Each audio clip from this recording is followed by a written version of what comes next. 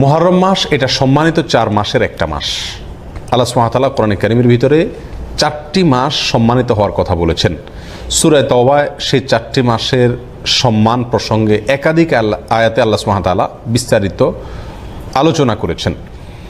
সেই সম্মানিত 4 মাস কোন কোন মাস সে ব্যাপারে আবু বাকরাতা রাদিয়াল্লাহু তাআলা আনহু বর্ণিত সহিহ বুখারীর হাদিসে আসছে, নবী সাল্লাল্লাহু আলাইহি ওয়াসাল্লাম বলেছেন সালাসুন মুতাওয়ালিয়াত, 3টি হলো ধারাবাহিক মাস, আর সেই 3টি হলো জিলকদ, জিলহজ এবং এই যে মুহররম মাস এটি। আর আরেকটি মাস হলো ওয়া রজব ও মুদর আল্লাযী বাইনা জুমাদা ওয়া শাবান, আরেকটা হলো রমজানের আগের মাসের আগের মাস রজব মাস, যেটা জুমাদা সানি এবং শাবানের মাঝামাঝি মাস, সেইটা হলো 4র্থ মাস। আর এই 3টা মোট 4টা মাস। এই মাসগুলোকে আল্লাহ সুবহানাহু ওয়া তাআলা সম্মানিত বলে ঘোষণা করেছেন এবং এই মাসগুলোকে আল্লাহ সুবহানাহু ওয়া তাআলা মর্যাদা দিয়েছেন। আর সেই জন্য এই মাসগুলোকে সম্মান দেওয়া, এগুলোর মর্যাদা দেওয়া একজন ইমানদার হিসাবে আমাদের সকলের কর্তব্য। এই মাসগুলোতে পাপাচার না করা। আল্লাহ সুবহানাহু ওয়া তাআলা বলেছেন ফালা তাজলিমু ফিহিন্না আনফুসাকুম, এই সম্মানিত মাসগুলোতে তোমরা নিজেদের প্রতি নিজেরা অবিচার করো না। মুফাসসিরিন ইকরামের অনেকেই বলেছেন এখানে অবিচার করা বলতে পাপাচার করা, গুনাহের কাজ করা, অর্থাৎ অন্য সময় গুনাহের কাজ করা তো জঘন্য, এই সম্মানিত মাসে গুনাহের কাজ করা, পাপের কাজ করা, অন্যায় করা আরও বেশি জঘন্য। কারণ একটা অন্যায় কাজ একজন সম্মানিত মানুষের সামনে করা, এটা ডবল অন্যায়। সম্মানিত মানুষের অসম্মান হয়, আবার অন্যায় কাজ করা হয়। এই জন্য এই মাসগুলোতে অন্যায় থেকে বেঁচে থাকার জন্য বিশেষভাবে চেষ্টা করা দরকার, সচেষ্ট থাকা দরকার। কারণ আল্লাহ তাআলা এই মাসগুলোকে কি দিয়েছেন? সম্মান দিয়েছেন। আল্লাহর সম্মান, আল্লাহর দেওয়া সম্মান রক্ষা করার জন্য এই মাসগুলোতে পাপের কাজে একটু পিছপা হওয়া একজন মুমিনের উচিত এবং নেকের কাজে, রুটিন নেকের কাজ যেগুলো সেগুলোতে অগ্রসর হওয়া উচিত। অতএব এই সম্মানিত মাসের অন্যতম প্রধান এই করণীয়, এটি আমরা মাথায় রাখবো ইনশাআল্লাহ। এই মুহররম মাস আবার সম্মানিত মাসগুলোর ভিতরে অনেক উলামা ইকরামের মতে সবচাইতে শ্রেষ্ঠ।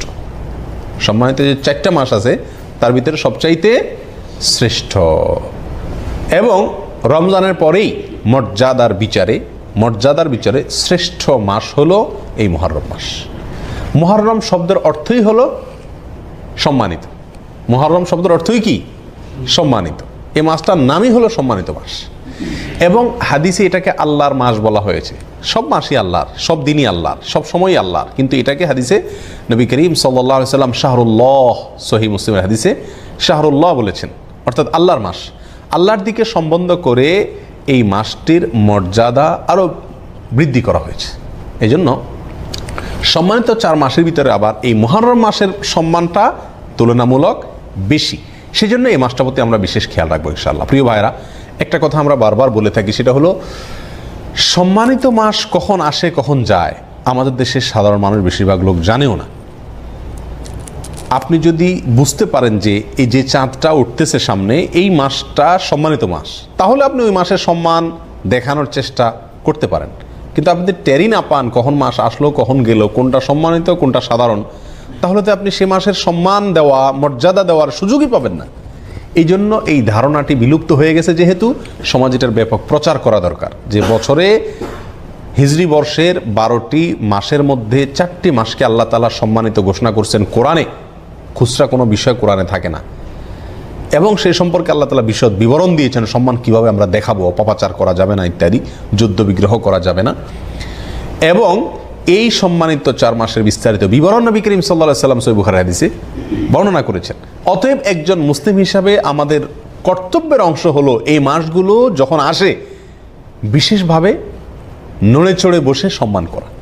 আপনি একভাবে বসে আছেন ঠ্যাং ট্যাং সব মেলে দিয়ে, হঠাৎ করে আপনার শ্বশুর আসছেন, আপনার ভেতরে এক ধরনের পরিবর্তন আসবে কিনা? একটু নড়ে চড়ে বসবেন কিনা? আপনার বাবা আসছেন, একটু নড়ে চড়ে বসবেন কিনা? এর মানে আপনি তাকে সম্মানিত মনে করছেন। একজন সাধারণ মানুষ আসলে হয়তো আপনি নড়ে চড়ে বসবেন না, কিন্তু আপনার সম্মানিত কোনো মানুষ আসলে আপনার মধ্যে এক ধরনের পরিবর্তন আসবে। এই জন্য ভাই, সম্মানিত 4টি মাস যখন আসে একজন মুমিন নড়ে চড়ে বসবে।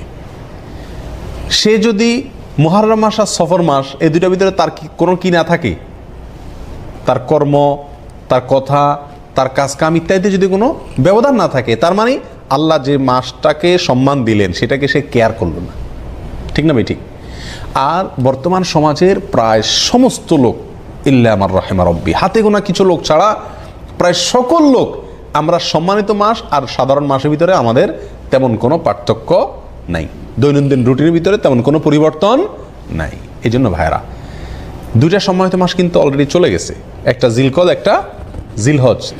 তো এই যে দুটি সম্মানিত মাস গেল, অন্য সব আমল আপনি বাদ দেন, এই 60 দিনের ভিতরে, এই 2 মাসের ভিতরে আপনার মাথায় কয়বার এই চিন্তাটা আসছে যে যে দিনটা যাচ্ছে, যে সময়টা যাচ্ছে, এটা আল্লাহ ঘোষিত সম্মানিত মাস? এই চিন্তাটা কয়বার আসছে? যারা নিয়মিত নামাজ রোজা করেন আলহামদুলিল্লাহ, তাদের ভিতরে আপনি খবর নিয়ে দেখেন, আপনি নিজেরটা নিজে চিন্তা করেন। এই জিলহজ মাস গেল, এই মাসে কোরবানির কথা বারবার মনে পড়ছে, কোরবানি করছেন, ভালো কথা, কিন্তু এই মাসটা সম্মানিত মাস, কোরবানির আগে পরের দিনগুলোও মর্যাদাপূর্ণ দিন। এই কথাটা অন্তত মাথায় আসছে, মর্যাদা, এটা মাথা আসলেও তো এটার প্রতি বিশেষ সম্মান মন থেকে তৈরি হয়, ঠিক না ভাই? ঠিক সেটাই বা আমাদের কতবার হয়েছে? এর উত্তরে আমার মনে হয় বেশিরভাগ লোক বলবেন যে একবারও হয়নি। কি বলেন, আপনাদের কয়জনের মনে পড়ছে যে এটা সম্মানিত মাস? বলেন। একজন পাওয়া গেছে। তো ভাইরা, সেই জন্য এই মাসটি সম্মানিত, এই মাসটি মর্যাদাপূর্ণ, এই ধারণাটি সমাজে ব্যাপকভাবে প্রচার করা দরকার। সামনের যে মাসটি আসছে সেটি এই সম্মানিত মাসের সিরিয়াল বাই 3টি মাসের শেষ মাস, আবার সেটা হলো মর্যাদার দিক থেকে সবচেয়ে সম্মানিত। বিধায় এই জিনিসগুলো আমরা কি রাখবো? ইনশাআল্লাহ মাথায় রাখবো। মুহররম মাসের একটা বিশেষ আমল আছে, বিশেষ গুরুত্ব আছে। সেটা কি?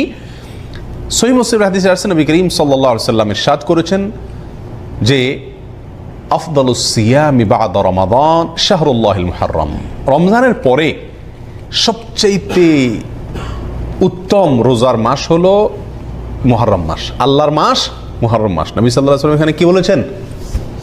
আল্লাহর মাস বলেছেন। রমজানের পরে সবচাইতে উত্তম, সম্মানিত, মর্যাদাপূর্ণ মাস হলো আল্লাহর মাস মুহররম মাস।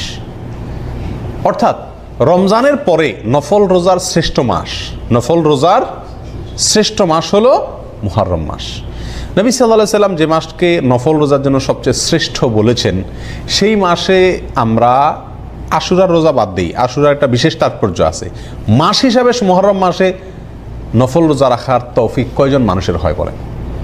খুবই কম। অন্তত 1-2টা রোজাও যদি আপনি সারা মাসে রাখেন, এই নিয়তে যে নবী সাল্লাল্লাহু আলাইহি ওয়াসাল্লাম এই মাসে বিশেষ নফল রোজা রাখতে বলেছেন, আমি সেটার উপর আমল করার জন্য অন্তত 1-2টা রোজা রাখলাম, তবুও তো আপনি হাদিসটার উপরে কি করতে পারলেন? আমল করতে পারলেন। এই জন্য এই জিনিসটা খুব মাথায় রাখা দরকার, চেষ্টা করা দরকার ছুটির দিনগুলোতে বা যখন সুযোগ হয় এই মুহররম মাসে কিছু নফল রোজা রাখা। নবী করিম সাল্লাল্লাহু আলাইহি ওয়াসাল্লাম রমজানের পরে এই মাসের নফল রোজাকে শ্রেষ্ঠ বলেছেন। অবশ্য আমাদের আয়েশা বর্ণিত অন্য হাদিসে আসছে, নবী সাল্লাল্লাহু আলাইহি ওয়াসাল্লাম রমজানের পরে সবচেয়ে বেশি রোজা রাখছেন শাবানে। তো উলামায়ে কেরাম বলেন, এই মাসে যদি রোজা রাখা সবচেয়ে শ্রেষ্ঠ হয়, তাহলে শাবানে তিনি বেশি কেন রাখলেন? এর উত্তর হলো যে এই মাসের শ্রেষ্ঠত্ব এবং এই মাসে রোজা রাখা যে উত্তম, এই কথা আল্লাহর পক্ষ থেকে যখন ওহী আসছে, তার আগেই, তারপরে নবী সাল্লাল্লাহু আলাইহি ওয়াসাল্লাম আর এই মাসে রোজা রাখার সুযোগ পান নাই। এটা শেষ মুহূর্তে আসছে জীবনে, তার আগে তিনি ইন্তেকাল করেছেন। তারপরে তার মানে শাবান হলো 3য় শ্রেষ্ঠ নফল রোজার জন্য। রমজান ফার্স্ট, সেকেন্ড হলো মুহররম, এরপরে 3 নম্বর অবস্থান হলো কোন মাসের? শাবান মাসের।